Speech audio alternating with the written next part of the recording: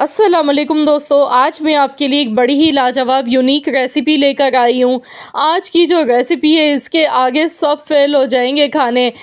आज हम बनाएंगे हैदराबादी कटे मसाले का गोश्त। मसाले का गोश्त हमने बना के तैयार किया है। इसके लिए सबसे पहले आधा कप कुकिंग ऑयल लेंगे। अब इसमें हम 3 मीडियम साइज़ की स्लाइस में कटी हुई प्याज डालेंगे। प्याज का इस्तेमाल थोड़ा ज़्यादा करना है। प्याज आप देख सकते हैं रफली कटी हुई ली है, कोई मैंने बारीक काट के प्याज नहीं ली है। अब इसमें कुछ गरम मसाले शामिल करने हैं, जिसमें दालचीनी का एक टुकड़ा है, एक जावित्री का फूल है, 2 बड़ी इलायची ली हैं, काली मिर्च के दाने हैं 8 से 10 अदद। तो ये साबुत गरम मसाले इसमें डाल देंगे। प्याज को हमने हल्का सा सॉफ्ट होने तक पकाना है। प्याज का कलर चेंज हमने नहीं करना है, बस सिर्फ प्याज को थोड़ा सा सॉफ्ट कर लेंगे। अब इसमें हम बाकी कटे मसाले डालेंगे, जिसमें अदरक है, लहसुन है।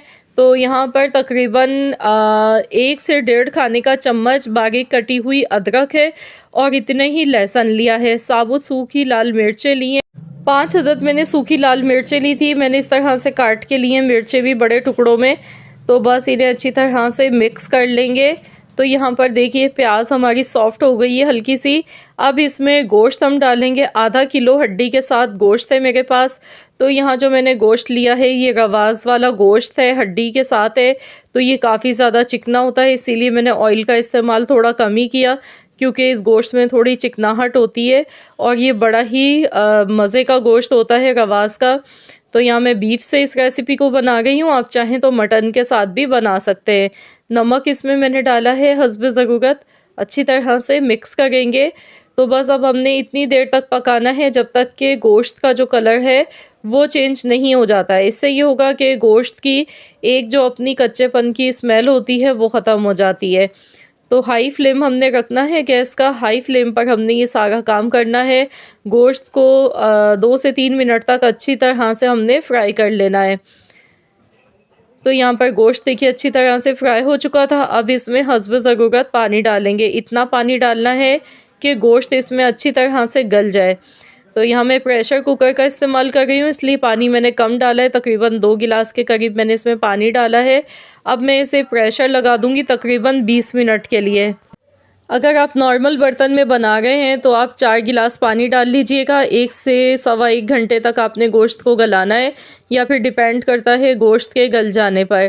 प्रेशर कुकर में कम टाइम लगता है, इसीलिए 20 मिनट सिर्फ लगे हैं। 20 मिनट के लिए देखिए मैंने प्रेशर लगाया था। अब मैं आपको दिखा रही हूँ, दोबारा से गैस का फ्लेम मैंने ऑन कर दिया है। अब मैं इसकी अच्छी तरह से भुनाई करूँगी। इसमें डालेंगे कुटा हुआ धनिया, तकरीबन 1 टेबल स्पून, और 1 टेबल स्पून ही पिसा हुआ ज़ीरा पाउडर।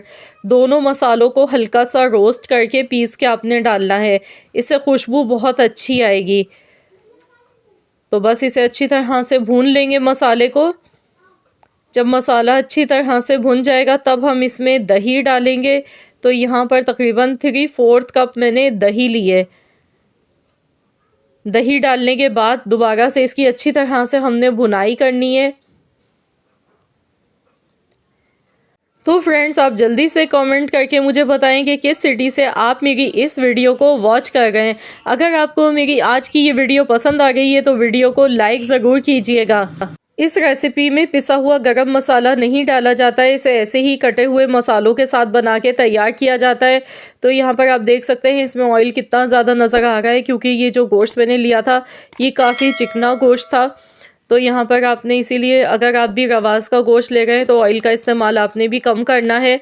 अब इसमें हम हरी मिर्चें थोड़ी सी कटी हुई डालेंगे। 2 हरी मिर्चें मैंने ली हैं। इसके साथ ही थोड़ा सा फ्रेश कटा हुआ हरा धनिया इसमें शामिल कर देंगे। अब इसे अच्छी तरह से मिक्स कर लेंगे। तो देखिए मिनटों में ये बन जाता है, मुश्किल से आधा घंटा लगा है बनाने में। माशाल्लाह अल्हम्दुलिल्लाह, देखिए कितना लजीज गोश्त ये बन के तैयार हुआ है। तो चलिए गैस का फ्लेम ऑफ कर लेते हैं और अब मैं आपको डिश आउट करके दिखाती हूँ। तो देखिए कितनी आसान सी रेसिपी है, लेकिन जायका इतना गज़ब का है कि हाथों को रोकना मुश्किल हो जाता है। आप इसे गर्मा गर्म चपाती के साथ खाएं, एंजॉय करें। यकीन मानिए मज़ा आ जाएगा आपको भी। बहुत ही उम्दा रेसिपी है ये। तो मुझे पूरी उम्मीद है कि इंशाअल्लाह ताला आज की मेरी ये रेसिपी आप सबको ज़रूर पसंद आई होगी। अगर रेसिपी अच्छी लगी है तो प्लीज़ इस वीडियो को लाइक भी करें और शेयर भी कर दें अपने दोस्तों के साथ, फैमिली मेम्बर्स के साथ। चैनल पर अगर आप मेरे नए हैं, आपने अब तक मेरे चैनल को सब्सक्राइब नहीं किया है, तो मेरी आपसे एक छोटी सी रिक्वेस्ट है कि चैनल को भी सब्सक्राइब कर लीजिएगा और साथ ही में दिए गए बेल आइकन को प्रेस कर दीजिएगा ताकि आपको मेरी हर नई आने वाली वीडियो का नोटिफिकेशन सबसे पहले फ्री में देखने को मिल सके। मिलते हैं इंशाअल्लाह ताला एक और नई वीडियो के साथ। तो जब